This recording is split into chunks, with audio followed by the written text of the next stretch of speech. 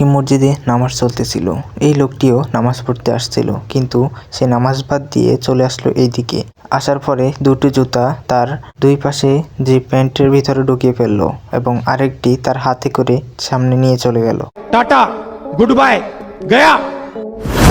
ভাবুন তো, আপনি শুয়ে আছেন আর দুটি চোর আপনার এখানে সবকিছুই লুটে নিয়ে গেল, আপনি বুঝতেই পারলেন না। কিছু চোর এতটাই চালাক যে তারা বুঝতেই দেয় না। তো স্বাগতম আপনাকে রাত 3:51। তখন তিনজন চোর আসলো একটি বাইক চুরি করতে। যখন দেখলো লাইট চলছিল, তখন একজন লোক লাইট অফ করতে গিয়ে কলিং বেল টিপ দিল।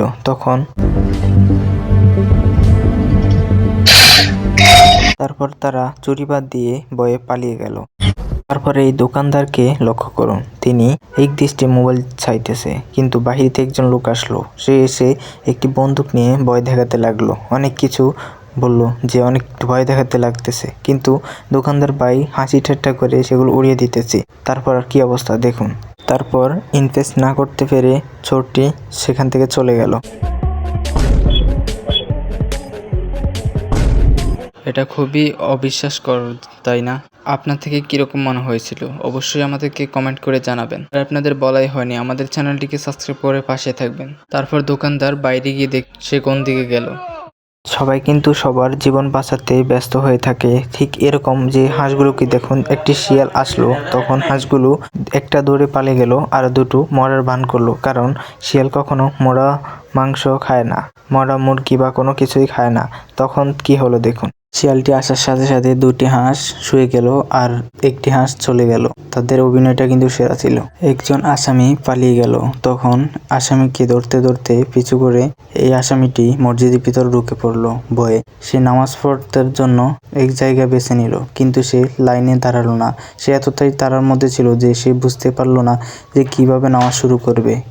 কিন্তু তখনই হঠাৎ চলে আসলো পুলিশ, তাকে ধরে নিয়ে চলে গেল যে ইনি। তারপর এই দোকানদার ভাইকে লক্ষ্য করুন, এই ছেলেটি একটি নোট বের করে সে একটি বাইক নিল, তখন সে আবার নিচে রাখলো।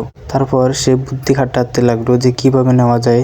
তারপর সে ওইদিকে কিছু একটা দেখানোর পরে সে এখান দিয়ে হাত দিয়ে টাকাগুলো নিয়ে নিল, কিন্তু বুঝতে পারলো না দোকানদার সাহেব।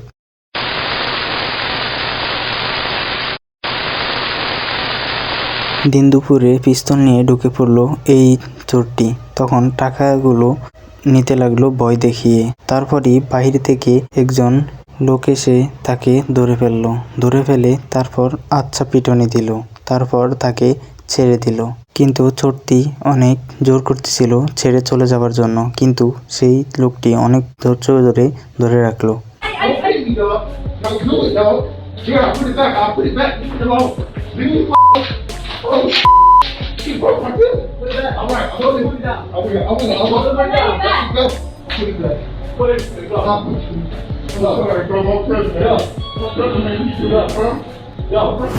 একটি গাড়ি নিয়ে পালিয়ে যাচ্ছে একটি চোর, কিন্তু একদল পুলিশ তাকে তাড়া করতেছিল, কিন্তু যে সামনে একটি অনেক বড় গাড়ি সে বুঝতে পারে, তাই সে তার গাড়ি দিয়ে সেই গাড়িটিকে আটকে দিল।